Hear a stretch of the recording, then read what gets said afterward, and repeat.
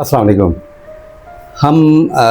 हमारा जो एक स्विंग सेंटर का प्रोजेक्ट जो हमने आज से कुछ 4 महीने पहले इनिशिएट किया था, 4-5 महीने पहले हम कुछ दोस्तों ने मिल के यहाँ पे ये कुछ 8 मशीनों से काम शुरू किया और ऑब्जेक्टिव यही था कि यहाँ की ख़वातीन को कुछ ऐसा हुनर प्रोवाइड किया जाए जिससे उन्हें फ़ायदा पहुँचे और कम्युनिटी को फ़ायदा पहुँचे। हमारा एक छोटा सा ग्रुप है, barrier town social welfare group.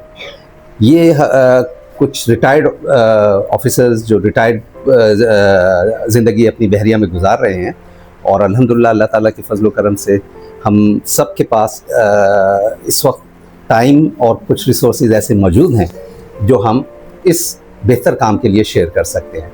तो हमने एक छोटा सा ग्रुप बनाया, इसमें हमने काम शुरू किया और आहिस्ता आहिस्ता करते करते माशाल्लाह ये काम इतना अब बढ़ चुका है कि अब इस पर थोड़ी सी तवज्जो की ज़रूरत है और इसको मज़ीद ऑर्गेनाइज़ करने की ज़रूरत है, क्योंकि ऑब्वियसली ये हमारी फील्ड नहीं है। हम अपनी अपनी फील्ड के एक्सपर्ट हैं, कोई फाइनेंस का है, कोई आईटी का है, कोई मेडिकल, हमारे साथ डॉक्टर साहब हैं, पीएचडी डॉक्टर्स हैं।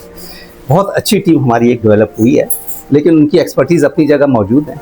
लेकिन इस काम में हमारा कोई काम वो नहीं था, ना वेलफेयर में हमारी कोई एक्सपीरियंस था, ना इस किस्म के प्रोजेक्ट। अब हमें लोग जो मिलना शुरू हुए हैं, जैसे मैडम ने आज हमें ज्वाइन किया है और ये ऑलरेडी बहुत ज़्यादा सोशल वर्क कर रहे हैं, मुख्तलिफ एरियाज़ में कर रही हैं कराची के, और बहुत ज़्यादा काम किया है और वी आर वेरी थैंकफुल कि उन्होंने हमें ज्वाइन किया है और हमारे इस प्रोजेक्ट पे वो हमारी हेल्प करेंगे। तो ऑब्जेक्टिव यही है कि नॉन पॉलिटिकल और नॉन फाइनेंशियल बेसिस पे, हमें कोई फाइनेंशियल फ़ायदा नहीं उठाना है, हमें कोई पॉलिटिकल माइलेज नहीं लेनी है इस काम से।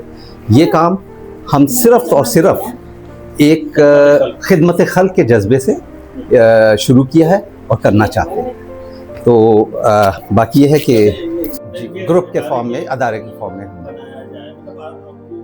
रिटायरमेंट की जिंदगी तो ऐसी होती है कि पहले वो अपनी सर्विसेज दे के थका हुआ होता है। जी जी जी। अब आप थकना चाहते हैं आराम के लिए, तो ये क्या, इसके पीछे क्या राज है? जी, ये बहुत अच्छा क्वेश्चन आपने किया है।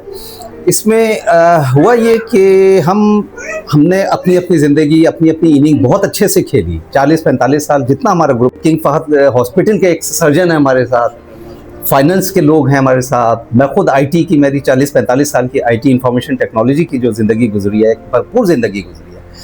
वो करने के बाद जब हमारा रिटायरमेंट का हमने जो प्लान किया हुआ था, वो ऑब्वियसली ये एक दिन की बात नहीं है, ये हमने बड़े पहले से प्लान की हुई थी। और मैं तमाम बच्चों को और देखने वालों को ये कहूँगा कि अपने करंट प्रोजेक्ट से ज़्यादा अपने रिटायरमेंट को फोकस करें, जिंदगी को एक मकसद बनाए। आइंदा के लिए आपने क्या करना है उसको लेके अपने सारे ऑब्जेक्टिव सेट करें और उसको अचीव करें। तो अल्हम्दुलिल्लाह अल्लाह ताला ने हमें बहुत मदद की। हमारा पूरा ग्रुप वेल टू डू अपने अपने प्रोजेक्ट्स में काम करने के बाद सुकून के लिए हम आए थे बहरिया में रहने के लिए। मुझे बहरिया में 4 साल हुए, तो अल्हम्दुलिल्लाह इतना अच्छा हमारा टाइम गुजरा। और फिर हमें ख्याल आया, सब कुछ दोस्त मिले हमारे साथ, यहाँ हम इस तरीके से पहुँचे इस गाँव में कि हमारे एक साथी हैं अमीर, यहाँ पे जो जिनकी जगह है जहाँ हम बैठे हुए हैं इस वक्त, ये वहाँ पे तमाम लॉन्स मेंटेन करते हैं पूरे बहरिया के। उनके बहुत से क्लाइंट्स हैं वहाँ पे, सारे जितने भी बहरिया के विलाज हैं उनके लॉन्स वो मेंटेन करते हैं। तो वो मेरे पास भी आते थे। तो एक दिन कुछ ऐसे ही जिक्र हुआ, तो उन्होंने बताया कि भाई यहाँ तो माशाल्लाह बड़ी अच्छी आबादी है। हम जब यहाँ पहुँचे और हमने देखा कि यहाँ पे एक मस्जिद हमें मिली, छोटी सी मस्जिद थी, तो वहाँ पे हमने देखा कि वहाँ पे कुछ काम करने की ज़रूरत थी, कुछ मेंटेनेंस का काम था, कुछ ऐसा था। तो वो भी हमने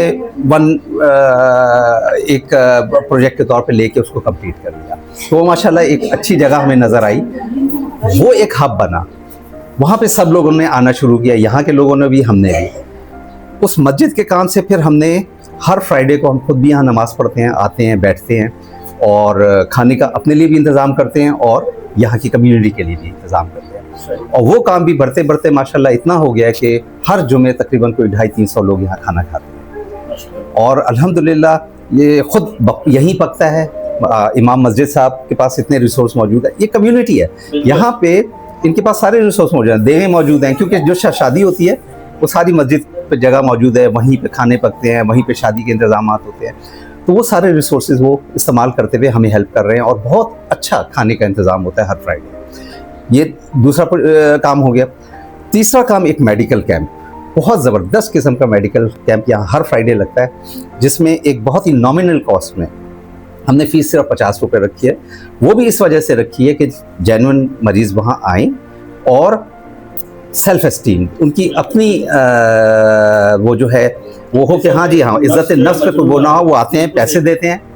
और वहाँ पे हमने ये इंतज़ाम ज़रूर किया, फ्री मेडिसिन हमें मिल रही है और हम आगे वो लोगों तक पहुँचा रहे हैं। तो हमारा, जैसा कि मैंने कहा कि हमारा कोई ऑब्जेक्टिव यहाँ से कमाना नहीं है और कोई फाइनेंशियल और कोई पॉलिटिकल माइलेज नहीं लेना है। सर वो तो नजर आ रहा है, जी वो जी हमने देखा जी जी कि आपकी आप लोगों की इतनी सारी स्ट्रगल है, जी। आप सारे के सारे वेल एजुकेटेड और माशाल्लाह से अपनी सर्विसेज जी दे चुके हैं, जी जी जो पाकिस्तान को दे चुके जी हैं। अब वो आप आवाम के लिए आवाम के लिए करता है, माशाल्लाह से जी। बहुत और अच्छा। तीसरा प्रोजेक्ट जो है वो बहुत ही ज़बरदस्त प्रोजेक्ट है और मैं समझता हूँ कि अगर ये प्रोजेक्ट सही तरीके से इम्प्लीमेंट हो गया तो यहीं से बहुत सारे वेन्यूज़ और निकलेंगे। ठीक है, ये है ट्रेनिंग सेंटर, ये अभी हमें एक जगह मिली है छोटी सी, यहाँ हमने 8 मशीनें रखी हैं, ठीक है। ख़वातीन यहीं की हैं। हमने शुरू में एक ग्रुप बनाया जो काम जानती थी, हमने उन लोगों को जमा किया जो काम हम सिखाने नहीं आए थे।